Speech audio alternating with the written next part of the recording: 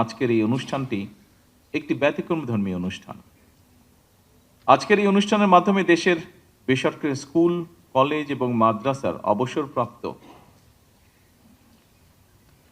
1 লক্ষেরও বেশি শিক্ষক শিক্ষিকা 2022 সালের পর অর্থাৎ দীর্ঘ 4 বছর পর সরকারি দুটি ফান্ডের তাদের জমানো টাকার একটি অংশ ফেরত পেয়েছেন এবং পেতে যাচ্ছেন ইনশাআল্লাহ।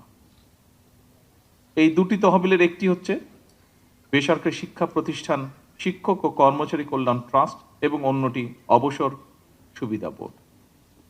এই দুটো তহবিলে জমানো টাকার একটি উল্লেখযোগ্য অংশ প্রাপ্তির মধ্যে দিয়ে 70,000-এরও বেশি শিক্ষক শিক্ষিকার জীবনে কিছুটা হলেও অনিশ্চয়তার অবসান হবে। সামগ্রিকভাবে 1,23,000 বলেন 1,23,000 শিক্ষক। অবসরপ্রাপ্ত শিক্ষকদের এই অনুষ্ঠানে আজ আমি গভীর শ্রদ্ধার সঙ্গে স্মরণ করতে চাই মরহুমা খালেদা জিয়াকে।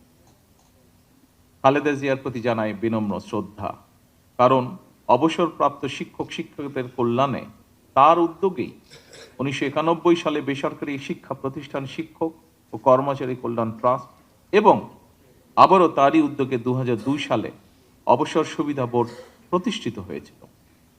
তিনি এই তহবিলের সরকারি ফান্ড থেকে প্রথমে 14 কোটি টাকা বরাদ্দ দেন এবং পর্যায়ক্রমিকভাবে 89 কোটি টাকার ফান্ড গঠন করে এই তহবিলের ভিত্তিকে সুদৃঢ়ভাবে স্থাপন করেন।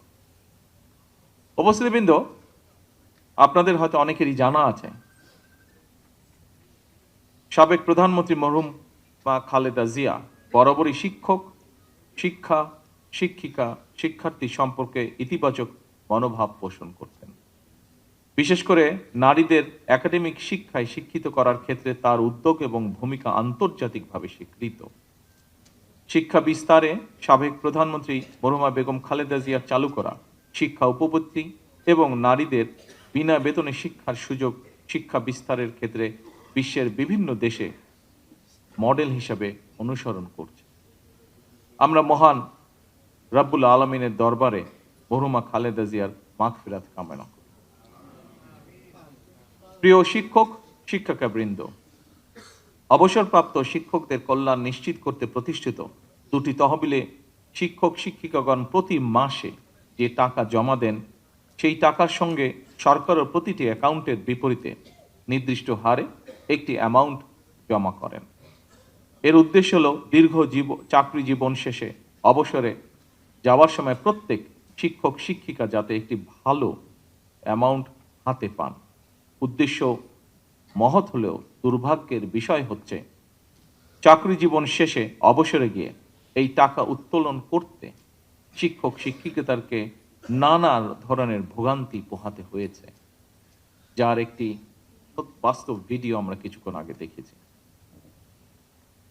অত্যন্ত দুঃখজনকভাবে বলতে হয়, এই টাকা উঠাতে গিয়ে নিজেদের প্রাপ্য টাকা তুলতে গিয়ে তাদেরকে ঘুষ দেওয়ার অলিখিত নিয়মও পালন করতে হয়েছে বা বাধ্য হয়ে করতে হয়েছে। এই বাস্তবতা আজ আমরা শিক্ষক শিক্ষিকাদের কোনো রকম ভোগান্তি ছাড়াই অনলাইনে তাদের প্রাপ্য টাকা যার যার ব্যাংক অ্যাকাউন্টে পাঠিয়ে দিতে সক্ষম হয়েছে। তার জন্য আমি আল্লাহ রাব্বুল আলামিনের দরবারে হাজারো শুকরিয়া আদায় করছি। শিক্ষক সমাজ যারা নীতি নৈতিকতা আর আদর্শের বাণী শিখে লাখো কোটি শিক্ষার্থীদের বড় করে তুলেন, তাদেরকেই যদি ঘুষ দিয়ে টাকা তুলতে হয় কিংবা অফিসে ঘুরে ভোগান্তি পোহাতে হয়, আমি মনে করি সেটি শুধু শিক্ষকদের হয়রানি নয়, বরং জাতি হিসাবে আমাদের হীনতাই প্রকাশ পায়। সম্মানিত উপস্থিতিবৃন্দ, অবসরকালীন সুবিধার টাকা আজ অবসরপ্রাপ্ত শিক্ষক শিক্ষিকাদের অ্যাকাউন্টে যত সহজে পৌঁছে দেওয়া হয়েছে, এই পুরো প্রক্রিয়াটি সম্পূর্ণ করার কাজটি কিন্তু অতটা সহজ ছিল না। কারণ পতিত পরাজিত বিতাড়িত ফ্যাসিবাদী সরকার যেভাবে ব্যাংক, বিমা সহ প্রতিটি সেক্টর থেকে লুটপাট করেছিল, সেই লুটপাটের কবল থেকে অবসরপ্রাপ্ত শিক্ষকদের স্বার্থ রক্ষায় গঠিত উল্লেখিত দুটি তহবিলও রেহাই পায়নি। জাল ইন্ডেক্স তৈরি, লুটপাটের সুযোগ তৈরি করতে শিক্ষকদের কল্যাণ তহবিল থেকে অর্থ দুর্বল ব্যাংকে সরিয়ে নেওয়া এবং প্রযুক্তিগত অবকাঠামোকে ধ্বংস করার মাধ্যমে এই তহবিল দুটিকে প্রায় দেউলিয়া করে ফেলা হয়েছিল। ফলে যে শিক্ষকগণ সারা জীবন শিক্ষার আলো ছড়াতে নিজেদের জীবনের সোনালী সময় পার করে দিয়েছেন, জীবনের এই প্রান্তে এসে তাদের চরম আর্থিক অনিশ্চয়তার মুখোমুখি হতে হয়েছে।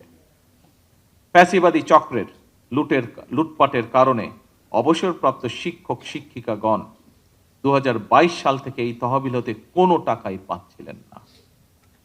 বর্তমান সরকার রাষ্ট্র পরিচালনার দায়িত্বে আসার পর অবসরপ্রাপ্ত শিক্ষক শিক্ষিকাদেরকে অবসরকালীন সুবিধার টাকা দেওয়ার সিদ্ধান্ত গ্রহণ করে, কিন্তু দেখা যায় এই ফান্ডে পর্যাপ্ত অর্থের সংস্থান নেই।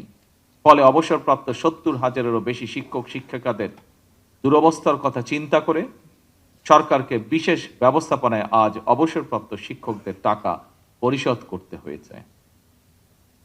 আমি আজ এই অনুষ্ঠানে একটি কথা তুলে ধরতে চাই। যতদিন আপনাদের নির্বাচিত বর্তমান সরকার রাষ্ট্র পরিচালনার দায়িত্বে থাকবে, ইনশাল্লাহ আমাদের সর্বোচ্চ প্রচেষ্টা থাকবে অবসরকালীন সুবিধার টাকা পেতে আপনাদেরকে আর অফিসে অফিসে ঘুরতে হবে না।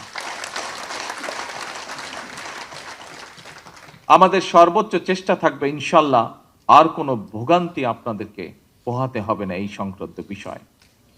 আমাদের সর্বোচ্চ চেষ্টা থাকবে ইনশাল্লাহ আর কোনো মধ্যস্বত্ব ভোগীর যন্ত্রণা এই বিষয়ে আপনাদেরকে ভোগ করতে হবে না ইনশাল্লাহ। আগামী দিনগুলোতে যথাসময়ে অনলাইনে আপনাদের প্রাপ্য টাকা কোনো ভোগান্তি ছাড়াই আপনাদের অ্যাকাউন্টে যাতে পৌঁছে যায় আমাদের সর্বোচ্চ প্রচেষ্টা থাকবে এটি ইনশাআল্লাহ। সম্মানিত শিক্ষক শিক্ষিকাবৃন্দ, বলা হয়ে থাকে শিক্ষকতা হলো একমাত্র পেশা যা অন্য সব পেশা সৃষ্টি করে।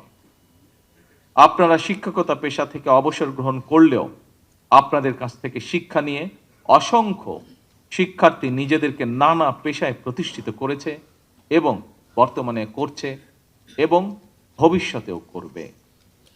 এখানেই একজন শিক্ষকের সার্থকতা। সুতরাং আপনারা প্রচলিত নিয়মে শিক্ষকতা পেশা থেকে অবসর গ্রহণ করলেও শিক্ষক হিসাবে আপনাদের দায়িত্ব শেষ হয়ে যায়নি। আপনারা এখনো সমাজের শিক্ষক। বাংলাদেশের আহ্বান কালের ধর্মীয়, সামাজিক এবং পারিবারিক মূল্যবোধ প্রতিষ্ঠায় এখনো জনমানসে আপনাদের ভূমিকা সর্বজনগ্রাহ্য।